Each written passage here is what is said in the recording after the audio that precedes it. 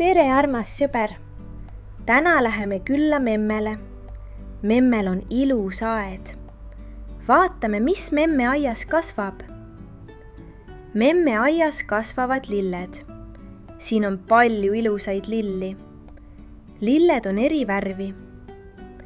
Memme aias kasvavad köögiviljad. Köögiviljad kasvavad peenardel või vagudes.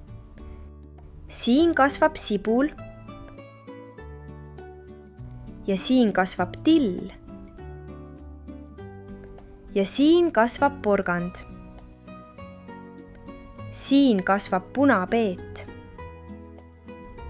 Siin kasvab kartul. Memme peenral kasvavad veel maasikad. Kas sina sööd maasikaid? Aia ääres kasvavad vaarikad. Kui head need on! Memme aias kasvavad suured viljapuud. Siin on õunapuu. Õunapuu küljes kasvavad õunad. Siin kasvab kirsipuu. Kirsipuu küljes kasvavad väikesed punased kirsid. Ja siin on pirnipuu. Pirnipuu küljes kasvavad pirnid. Memme aias on veel marjapõõsad. Siin on musta sõstra põõsas. Siin on punase sõstra põõsas. Ja siin on tikker.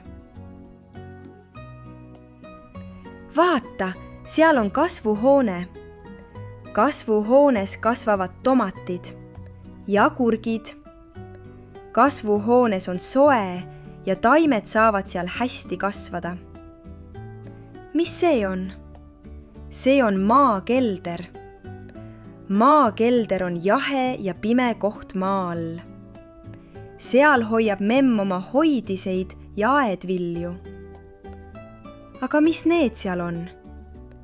Need on mesitarud. Mesitarudes elavad mesilased.